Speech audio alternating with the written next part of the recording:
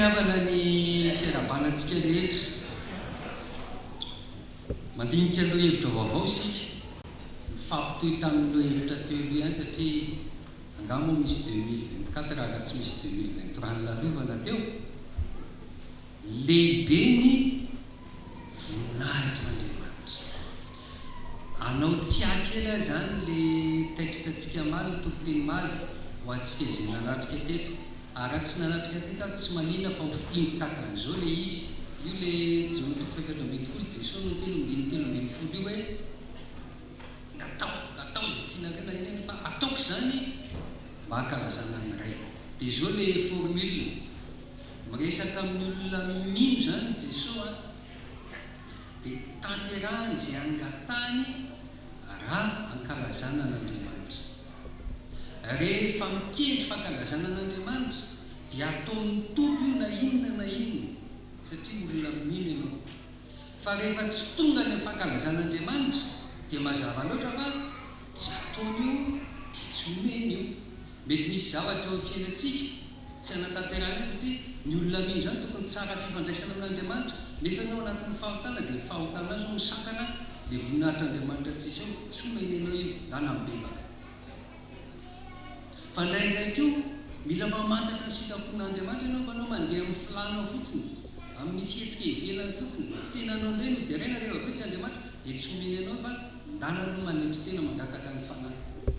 Fa mety hitrangodiny hoe mba sedraina koa ianao amin'ny fiainana mba zahatoetra koa ianao ka na dia ohatra ny tokonao anao tokoa ary dia tsy omenanao io mba azahoanao midera sy mankalaza an'Andriamanitra.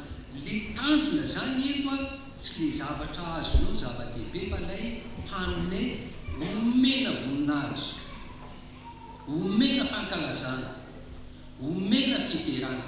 Dia tsy mifanalavitra amin'izany zany havana ity loha hevitritsika ity lehibe ny voninahitr'Andriamanitra. Andriamanitra indray zany eto dia maneho ny voninahiny eo amin'ny fiainan'ny mpanompony. Andriamanitra ny voninahiny gloire ozy ny teny frantsay asitsika dika teny ihany mba azahoantsika azy tsara mihitsy zany. Rehefa miteny hoe voninahitra zany soratra masina atao amin'ny tantara voalohany toko fahasina amby roapolo sika no miresaka ary ao ihany fa mety amatibadika kely ny testamenta taloha le voninahitra mbola ho hitantsika ny an-danitra mantsy ny apokalypsy any mahita izy le voalaza ty amin'ny filazantsara any amin'ny farany tsy fantatry rovina fa ity efa niseho efa nitrano teo amin'ny tantara mpanompony dia mora be ny mandray azy, mora be ny mandinika azy dia maka zay lesona tokony raisiny. Andriamanitra dia maneho ny voninahiny sa gloire eo amin'ny fiainan'ny mpanompony. Dia rehefa miresaka le voninahitra zany izy eto dia misy reto voambolana fito reto manomboka eo andinina raiky ambin'ny folo anao dia mitokely andinina roa ambin'ny folo reto le voambolana fito: ny fahalebiazana grandeur, ny heriny force, famirapiratana magnificence, ny fiandrianana majesté, ny fanjakana règne, ny fisandratana élévation, ny tanjana puissance. Ao an-tsaina daholo izay voambolana fito zay rehefa miteny hoe voninahitran'Andriamanitra. Le voninahitran'Andriamanitra zay asehony eo amin'ny fiainan'ny mpanompony. Iza moa ty mpanompony? Ndininy fahafolo: koa dia nisaotran'i Jehova teo an-teny fiangonana rehetra izy io Davida. Ny hevitry ny teny hoe Davida, chéri de Dieu, aimé de Dieu.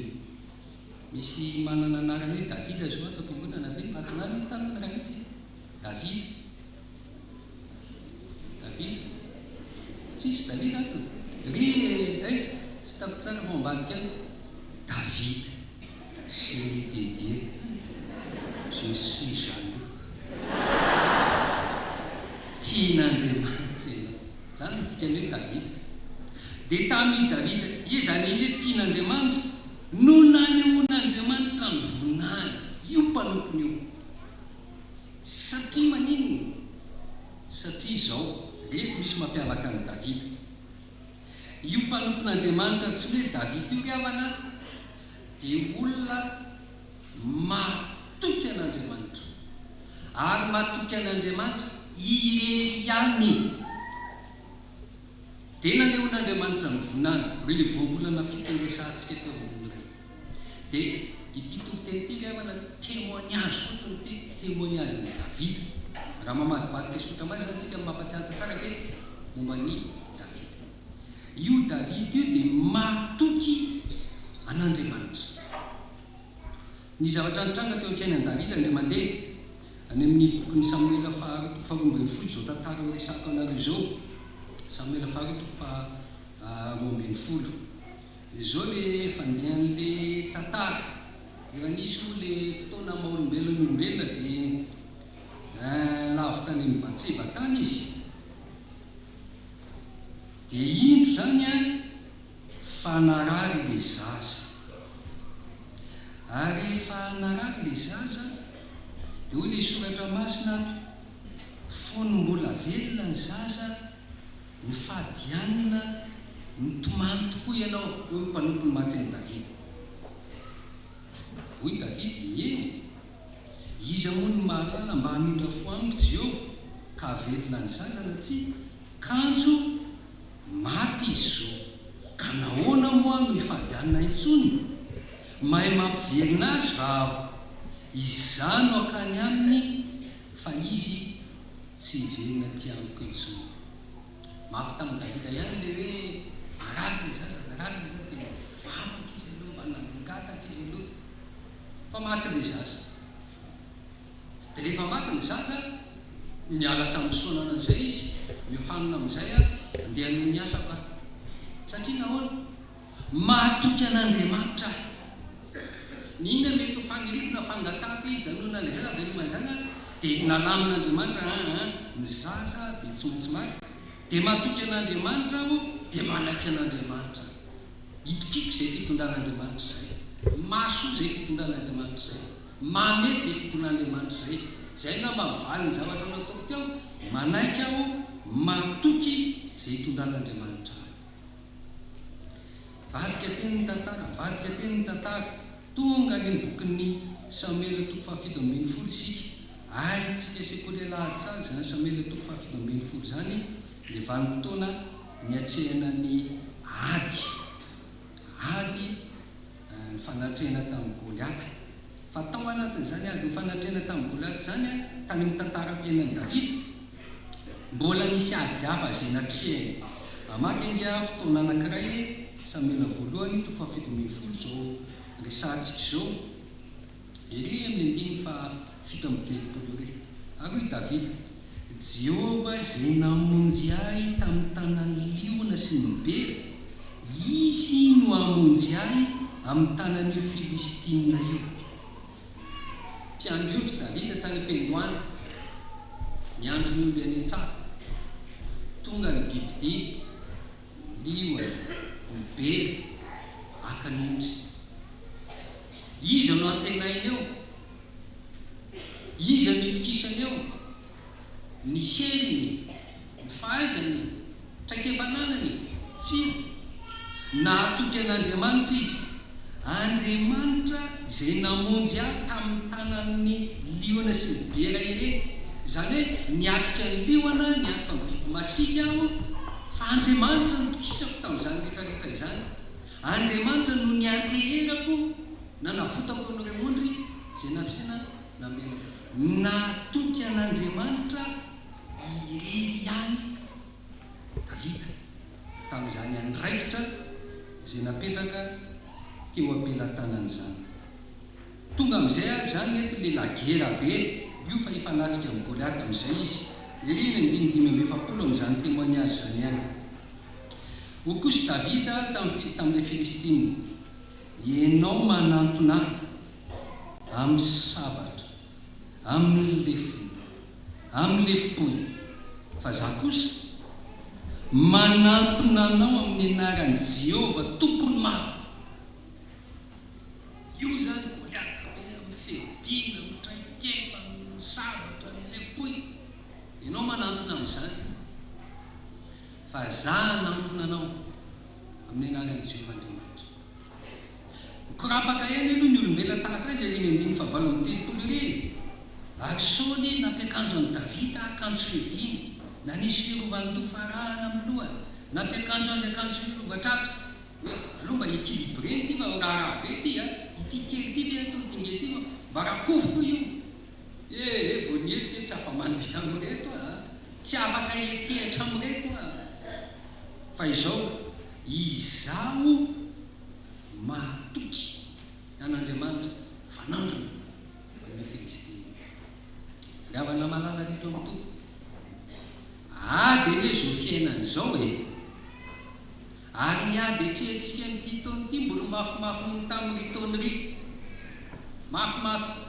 Anjo no mivoaka any miresaka toekarena miditra zao 2024 zao. Isika no voalohany avy any amin'ny farany amin'ny fahantrana eto ambony tany. Officiel zany mivoaka zany. Le mafimafy ny ady zay rehetra. Iza no anteranao, mierinao, lefoy, olombelona, vola serena, tanjaka, fahasalamana, fahaizana, tsy ariavana. Manaova tahaka ny Davida, mahatoky an'Andriamanitra irery any. Dia io hitanao ny voninahitran'Andriamanitra rehefa avy eo. Arak'izany tantara hitantsika zany hoe nanaiky izy ny sitrapon'Andriamanitra tamin'ilay zanaka, fa ny solon'Andriamanitra zanaka nahagagy Solomona ny solon'ilay tena. Niatrika ny liona sy ny bera izy navotan'Andriamanitra tamin'izany na ny tenany na ny ondry izay nandrasana. Niatrika ny Goliata amin'ny senera be ty izy, fa hitantsika ny farany io fa nidaboka teo anatrehany. Naseho an'Andriamanitra zany hoe falebiaza, ny haino, famirapiratany, fiandriany, ny fanjakany, ny fisandratany, ny tanjak'Andriamanitra niseho tao amin'ny teny Davida kely ty, tian'Andriamanitra, ilay manin'Andriamanitra, ilay malala an'Andriamanitra. Ka isika koa ny tian'Andriamanitra, na dia tsy Davida aza ny anaranao, ny azo ny mpanirin'Andriamanitra koa zany anehoany ny voninahiny. Ny anao zao tian'Andriamanitra koa izy anehoana ny voninahiny. Ny anao zao dia izay anaranao rehetrarehetra hoe. Fa izao ny lakile makivaky ny taontsika, matokina an'Andriamanitra ary Andriamanitra irery any. Mbola hoendriny be lehibe ny ady izay atrehana, ny zavatra iseho, ny zavatra hitranga ho avy eo. Aza matoky olombelona, aza matoky hery, aza matoky vola amin'ny karena, aza matoky fahaizana, matoky angakota, aza matoky angabe, aza matoky ny gropony, aza matoky Andriamanitra irery ihany. Zay nampiavaka ny Davida zay. Dia ny nampiavaka azy zany satria efa amin'Andriamanitra zany ny fahatokiny tanteraka. Ity Davida ity ravana tsy mba nanay kivikivy ny zavatra manodidina izany na hoe voova hevitra, influencé ny zavatra manodidina azy zany. Nisy fotoana Andria mandeha any amin'ny toko fahaefatra amby roapolo amin'ny Samuel indray zao tantara resahantsika izao. Fantatsika tsara fa i Saoly dia tena nankahala ny Davida vokatry ny fialonany. Tena ahoana no miloko an'ity Davida ity fa tena farak'izay mahasosotra izy ity. Zany hoe lasa nitsanganao fahavalony Davida zany i Saoly.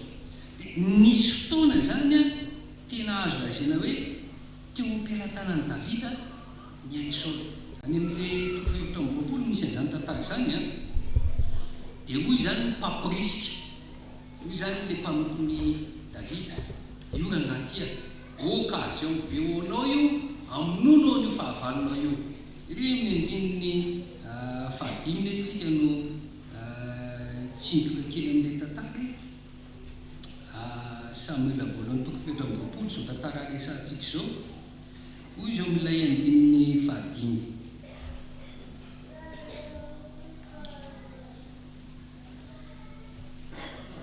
Ary hoy ny olon'i Davida taminy, zao no andro nolazain'i Jehova taminao hoe indro atolotra eo an-tananao ny fahavalonao, ataonao arak'izay sitrakao.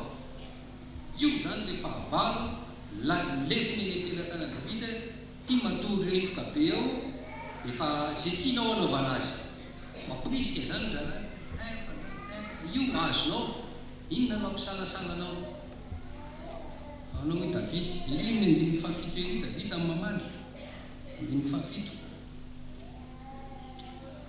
Saul zany ny fahavalo io sanatry amiko eo anatrany Jehovah raha anao izany zavatra zany amin'ny tompoko zay voasotry Jehovah ka ninjitra ny tanako aminy fa voasotry Jehovah izy anao le conscience zany hoe za mahatoky an'Andriamanitra amin'ny zavatra rehetrarehetra ny fahavalo hain'Andriamanitra ity tompoko ty olona voasotry Jehovah ty ka na inona iny fampokisihan'ny zalahy non tsy nanaiky influencer zany Davida tsy andazadrany mpanompon'Andriamanitra tsy manaiky izy velontsika le amin'le tantara tamin'ny fanatrena tamin'ny Goliata teo Samuel voalohany 7:10 tonga avy any zany Davida moa zany dia ny raha nanatitra gotehan'ny zokiny mba jerevy niady any izy nikainy ety ny gotehan'ny zokinao makany dia tonga zany Davida dia mandehandehandehandeha ry amin'ny andiny fahavalo ary Eliab io zokiny nandeha azy ny teny tamin'ny olona dia nirehitra tamin'ny Davida amin'ny fahatezerany ka ho izy nahoana ianao ny midiny ity ary amin'izy moa no namelanao ren'ondro hitsirena ny nevitra fantatro fa ny avinavinao sy ny farantsiny fonao fa izany ady midinanao ity Davida zany efa vonona an'olo-tena hoe za resy lalina fa alao ifanatrika amin'io satria tsy samy fanatrika ny Goliata dia ozy ny zokiny aralana raika-po aminy inona nataonao atyky zany dia mody izy ny gote dia ndana mody tsy anjaza ty influence ty zany tsisy idiranao aty amin'ny ady aty fa ondry andrasana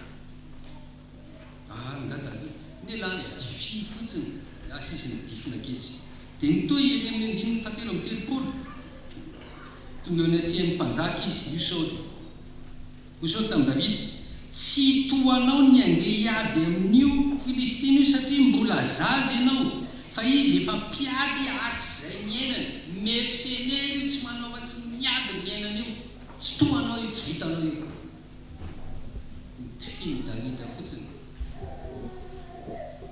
tonga amin'izay ery amin'ny andiny faharoa-ambin'ny-efapolo io amin'izay zany Goliata andiny faharoa-ambin'ny-efapolo amin'izay tsika zo medinedina amin'izay ary no mijerijerin'i Davida le Filistiny ka nahita azy dia nianjonanjona taminy fa tanora izy sady mena volony tsara tarehy ary le Filistine tamin'ny Davida milonga no aton'ny lahy amin'ny tehany asiko anarana le likato zany le milonga le ohatrany kelikely ngaza alika no aton'ny lahy amin'ny tehany dia nanozony Davida tamin'ny Andriamanina le Filistine io zany le mbola tsy miady fa le mifanandro ohatran'izao dia voanjireny Goliata dia tsy mpindiko ohatran'izao le ty dia vita ny aminy zany zany eo an-tsain'ny Goliata fa i Davida nga hoe ozatra be ty fa le hitsoka elako ty maty anao amin'ny fotoana eto maty tsy lera nijoro hatramin'ny farany izy ndraindray tokoa avana eo amin'ny fiainantsika ndraindray tsy olona lavitra ny manakily antsika eo akaiky ry inona ny fianarana ataonao dokotera tsy vitanao zany tsy vitanao mbola mianatra fitoana ny dokotera andiny akoho aza didianao efa kivy anao olona manodidina anao mety anakivy anao tsy vitanao zany tsy tanterakao zany tsy hainao zany tom-panavozana zao ty za ohatra ny ilatsaka dekona maninona andrikatra ilatsaka dekona tsy vitanao zany dekona ndray tomba nieritreritra brao bramendonana amin'ny fotodalàna zany hoe mivory indray mandeha isam-bolana fa reo brao niaraka tamin'ny teo farana kely indrosan-kerinandro indrindra ao anatin'izao zavatra manana ny telo randray mivovoana mahita fotoana ivorina ndraindray misasakala ndraindray vao maraina be zany ve dia ho vitanao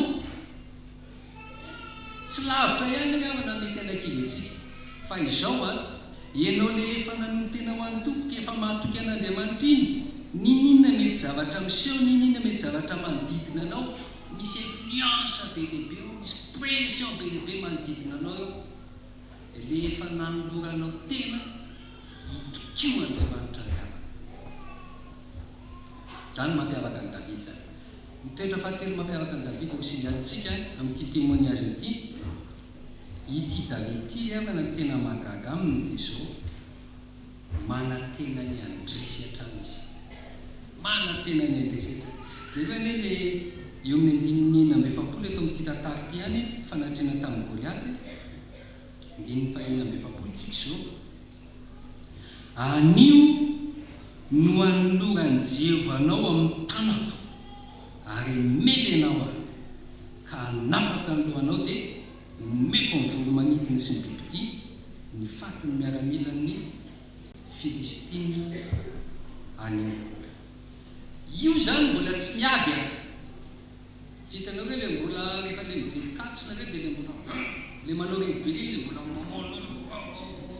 mbola tsy miady fa mbola tsy miady dia efa misy déclaration officielle ataon'i David resiko ianao raha anaty any resiko ianao ninina fiedinetinao eo ninina traikefanao eo satria za mahatoky an'Andriamanitra aza tsy manaiky kivy ny zavatra fihetsiketsenao ivelany resiko ianao naseho an'Andriamanitra tokoa ny vonany rehefa toy ny tantara fa kolonjika ianao an'ity teto an'ireny naladalaka teto tapoka Goliaty tsy takatra ny sainao zany fimitatra dirany eo elanelany ahoana ny calcul zany projet tsisy midiranao zany fa bakon'Andriamanitra fotsiny izy a vitany amin'ny Goliaty